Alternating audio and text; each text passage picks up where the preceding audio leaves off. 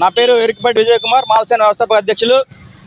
ఈరోజు పెద్దపేట ఆకివీడి గ్రామంలో రఘురామకృష్ణరాజు గారు అక్కడున్న దళితుల మనోభావాలు దెబ్బతీస్తూ ఏదైతే దళితుల దేవత, దళితుల ఆత్మగౌరవ దేవత అయితే ఎవరైతే ఉన్నారో గొంతేనమ్మ గుడిని అర్ధరాత్రి అక్రమంగా కూల్చి ఈరోజు దళితుల ఆలోచనలకు వ్యతిరేకంగా ఈరోజు అక్కడ రామాలయ నిర్మాణం చేపట్టడం జరిగింది.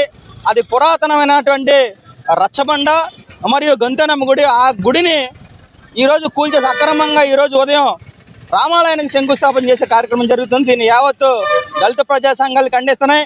ఒక రాజ్యాంగ పదవిలో ఉన్నటువంటి వ్యక్తి ఈరోజు మతపరమైన అంశాల్లో కల్పించుకోవడం అనేది ఈరోజు భారతదేశ రాజ్యాంగాన్ని అవమానం చేసినట్టు అని చెప్పేసి యావత్తు దళిత ప్రజా సంఘాలు మరియు క్రైస్తవ సంఘాలు మేము డిమాండ్ చేస్తున్నాం.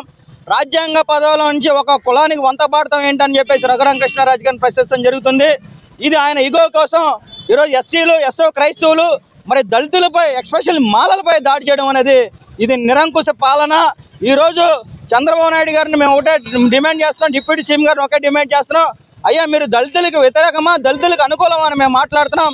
ఈరోజు మీ పార్టీలో ఉన్నటువంటి రఘురామకృష్ణరాజు గారు ఈరోజు పార్టీకి వ్యతిరేకంగా, పార్టీని దెబ్బతీసే విధంగా, పార్టీనికి దళితులకు దూరం చేసే విధంగా ఈరోజు ఆయన ప్రవర్తించడం అనేది ఎంతవరకు సబబని చెప్పి చంద్రబాబు నాయుడు గారిని అడుగుతున్నాం. అయ్యా చంద్రబాబు నాయుడు గారు, ఈరోజు పోలీసు వ్యవస్థను అడ్డుపెట్టి ఎవరైతే దళితులు ఉన్నారో దళితులు అనగదొక్కి ఈరోజు 144 సెక్షన్లు పెట్టి రానివ్వకుండా 41 నోటీసులు ఇచ్చి ఈరోజు దళిత నాయకులు, దళిత క్రిస్టియన్ నాయకులను కూడా ఈరోజు ఆపడం అనేది ఎంతవరకు సమంజసం చెప్తున్నా. ఈ 144 సెక్షన్ అనేది దళితులకు, క్రైస్తవులకు మాత్రమే వర్తిస్తుందా, ఎస్సీ నాయకులు మాత్రం వర్తిస్తుందా, అక్కడున్న రఘురామకృష్ణరాజు బీజేపీ నాయకులు వర్తిద్దా అని చెప్పేసి నేను చంద్రబాబు నాయుడు గారిని, ఇక్కడున్న పోలీసు వ్యవస్థను కూడా నేను అడుగుతున్నా. దయచేసి చంద్రబాబు నాయుడు గారు, డిప్యూటీ సీఎం గారు గమనించండి.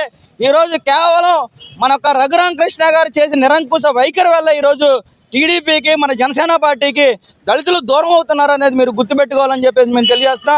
మీరు కనుక నిజంగా దళితుల మీద చిత్తశుద్ధి ఉంటే ఈరోజు రఘురామకృష్ణరాజు గారిని ఆ డిప్యూటీ స్పీకర్ పదవి నుంచి బర్తరఫ్ చేయాలని చెప్పేసి ఆకివీళ్ళు ఎవరి మీద అయితే 58 మంది దళితులు, ఎస్సీ మాలలకు కానీ అక్కడున్న ఇతర కులాల మీద 58 మంది పిల్లల మీద పెట్టిన కేసులు వెంటనే బర్తరఫ్ చేయాలని డిమాండ్ చేస్తూ ఈరోజు చలో ఆకివీడికి పిలిపిస్తున్నాం.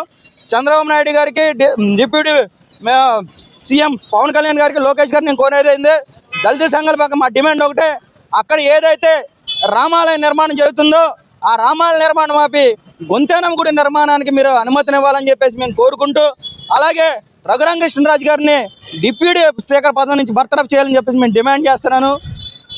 ఈ విషయం రాష్ట్రపతి వరకు కూడా చేరే వరకు కూడా మీరు అందరూ చేయాలని కోరుకుంటూ మరోసారి రఘురామకృష్ణ గారిని డిప్యూటీ స్పీకర్ పదవి నుంచి బర్తరఫ్ చేయాలని చెప్పి మాల సంఘాలు డిమాండ్ చేస్తున్నాయి. జై భీమ్.